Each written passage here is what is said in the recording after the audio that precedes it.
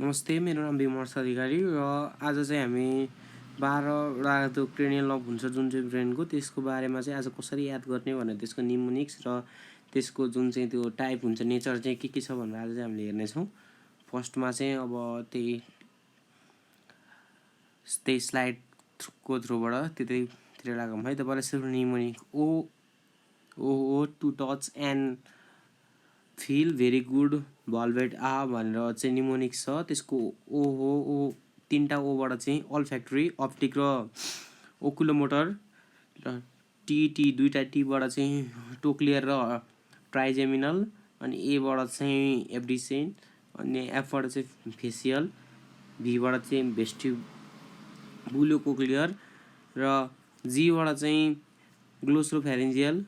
बीबाट भ्यागस अनि एबाट चाहिँ एसेसरी एचबाट चाहिँ हाइपोग्लोसल र यसको चाहिँ अब हामीले ओरिजिन र नेचर फङ्सन अनि नाम चाहिँ के हो भनेर चाहिँ हेरौँ है। त नाम त यो चाहिँ यो माथिको चाहिँ हामीले जुन यो निमोनिक्स बनायो यो निमोनिक्स चाहिँ के को लागि भन्दा नामको लागि हो र यसको नम्बर चाहिँ सिरियली नम्बर छ। जस्तो सुरुमा ओल्फ्याक्टरी अप्टिक ओकुलोमोटर ट्रोक्लियर र ट्राइजेमिनल एब्डिसेन्स फेसियल भेस्टिबुलोकोक्लियर ग्लोसोफेरेन्जियल भ्याकस एसेसरिज हाइपोग्लोसल गरी 12वटा क्रेनियल नर्भ छ र यसको ओरिजिन चाहिँ फर्स्ट क्रेनियल नर्भको सेरेब्रम हुन्छ यसको ओरिजिन, सेकेन्डको नि सेरेब्रम, थर्डको चाहिँ मिड ब्रेन, फोर्थको नि मिड ब्रेन, फिफ्थ भी भए जति चाहिँ यस्तो यसरी सम्झिँदा हुन्छ। फर्स्ट फर्स्टको दुईटा सेरेब्रम अनि त्यसपछि चाहिँ सेकेन्डको जुन सेकेन्डबाट थर्ड छ नि जुन चाहिँ फर्स्टको दुईटा भनेपछि सेरेब्रम भयो दुईटा गयो र त्यसपछिको चाहिँ दुईटा चाहिँ मिड ब्रेन, त्यसपछिको दुईटा चाहिँ त्यसपछिको भी भए जति सबै पोन्स र एक्स भए जति सबै मेडुलाबाट चाहिँ ओरिजिनेटेड हुन्छ। त्यसरी सम्झिँदा नि भयो र यसको नेचरको लागि नि निमोनिक्स छ। Some say marry money but my brother say big brain matter the most है। यसमा चाहिँ एस भनेको चाहिँ सेन्सरी टाइपको सेन्सरी नेचरको हुन्छ होइन, तर कुनै चाहिँ जस्तो यसमा चाहिँ एस भनेको सेन्सरी नेचरको हुन्छ भने एस भनेको चाहिँ सेन्सरी नेचरको है, सेन्सरी नेचरको हुन्छ र एस भनेको सेन्सरी नेचरको हुन्छ र एम भनेको चाहिँ मोटर टाइपको मोटर नेचरको हुन्छ। यो भनेको चाहिँ एम भनेको चाहिँ मोटर है, एम भनेको चाहिँ मोटर टाइपको हुन्छ र यसमा बी लेखेको छ जुन चाहिँ बी भन्ने निमोनिक्स यसमा यहाँ बी र यहाँ पनि बी आछ। यो बी भनेको चाहिँ यो बी भन्ने निमोनिक्स चाहिँ के यो बी भनेको चाहिँ बोथ यो चाहिँ दुईटै टाइपको यसमा चाहिँ सेन्सरी नै पर्छ र के पनि पर्छ भन्दाखेरि सेन्सरी नै पर्छ र मोटरको पनि पर्छ र यसको फङ्सन हेर्ने भने ओल्फ्याक्टरी भन्ने बित्तिकै जहिले पनि रिलेटेड टु नोज अथवा स्मेल भनेर बुझ्दा हुन्छ, त्यही भएर यसको चाहिँ स्मेल छ र यसमा अब सेकेन्डमा अप्टिक भन्ने बित्तिकै related to always related to vision, optic भन्ने बित्तिकै अलवेज रिलेटेड टु भिजन र त्यसपछि ओकुलोमोटर छ है। ओकुलोमोटर भनेको ओकुलो भन्ने बित्तिकै जहिले पनि आई भनेर बुझ्दा हुन्छ र यसको चाहिँ रिलेटेड टु आई, ओकुलोमोटर भनेको रिलेटेड टु आई मुभमेन्ट, त्यही भएर आइबल मुभमेन्ट अनि miosis and eyelid movement related to eye है। मोटर भन्ने बित्तिकै त मुभमेन्ट भइहाल्यो, त्यही भएर एम छ यसको सेम, यसको जुन यो छ यो चाहिँ एम पनि म्यारीमा पर्छ ठ्याक्कै एम भनेको चाहिँ के भयो मोटर भयो है त। अब यसपछि टोक्लियर भनेको चाहिँ आइबल मुभमेन्ट, यो पनि आइबल मुभमेन्ट नै पर्छ, यो चाहिँ जस्ट घोक्ने हो है। यो टोक्लियर भनेको चाहिँ के भयो भन्दाखेरि आइबल मुभमेन्ट गराउने यसको काम भयो र ट्राइजेमिनलको काम भनेको चाहिँ फेसियल सेन्सेसन जुन हाम्रो फेसमा सेन्सेसनहरू थाहा पाइन्छ त्यो हो र मसल अफ म्यास्टिकेसन चाहिँ जुन त्यो मसल अफ म्यास्टिकेसनलाई कन्ट्रोल गर्ने काम गर्छ र एब्डिसेन्सले चाहिँ के गर्छ भने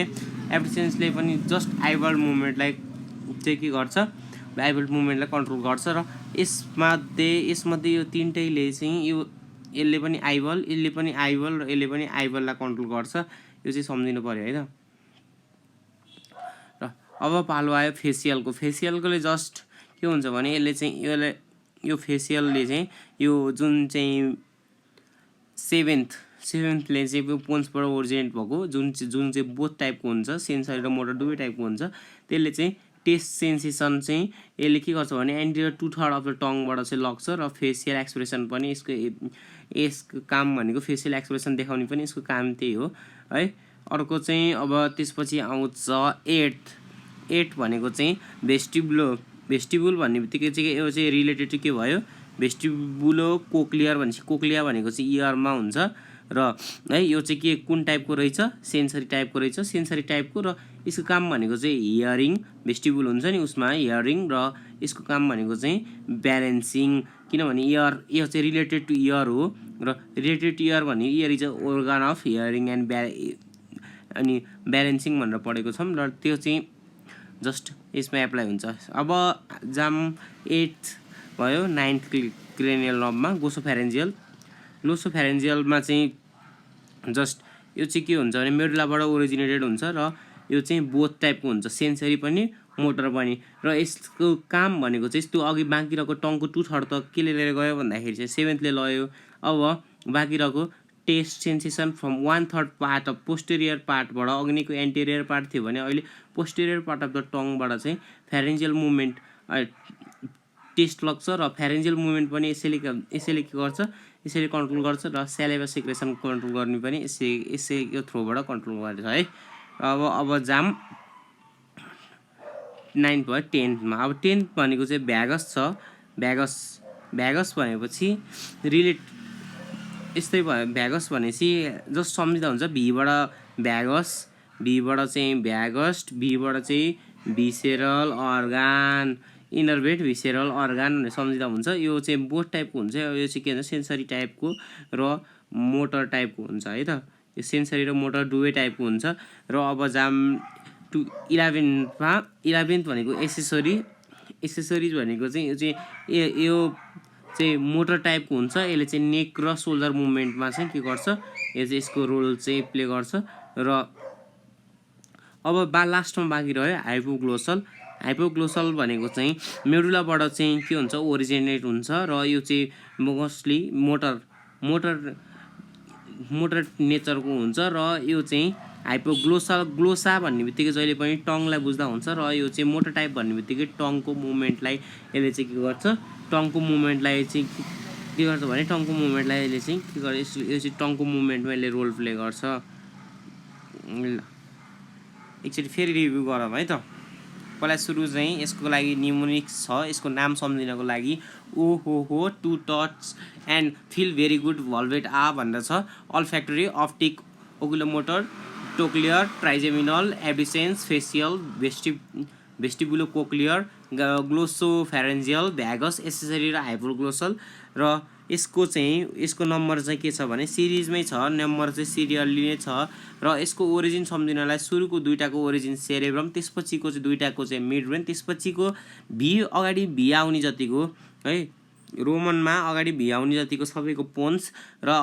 त्यसपछि एक्स आउने जतिको चाहिँ सबैको मेडुला भनेर सम्झिँदा हुन्छ र यसको लागि यसको नेचर सम्झिनलाई यसको जुन नेचर सम्झिनलाई नेम भयो है नम्बर पनि सिरियल भइहाल्यो ओरिजिन पनि भयो भनेपछि यसको नेचर सम्झिनको लागि चाहिँ सम से म्यारी पनि but my brothers say big brain matter the most भनेर यो सम्झिँदा हुन्छ। एस भनेको सेन्सरी एम भनेको मोटर र बी भनेको चाहिँ बोथ सेन्सरी एन्ड मोटर भनेर बुझिन्छ र फङ्सन भनेको चाहिँ यसको फङ्सन जुन चाहिँ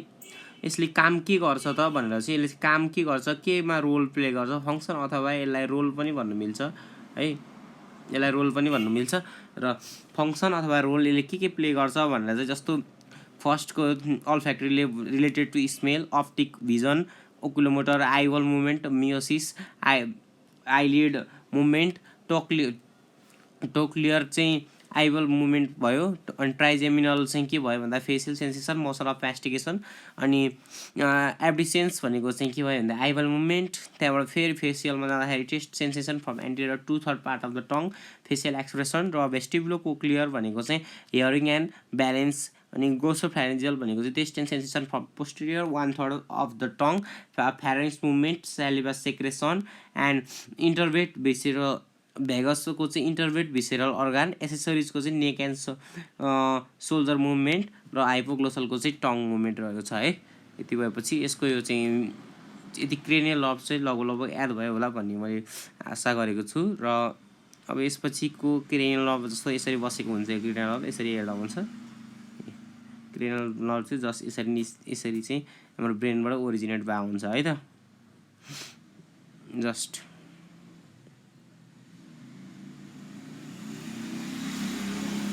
ल आजको लागि यति नै है त थ्याङ्क यू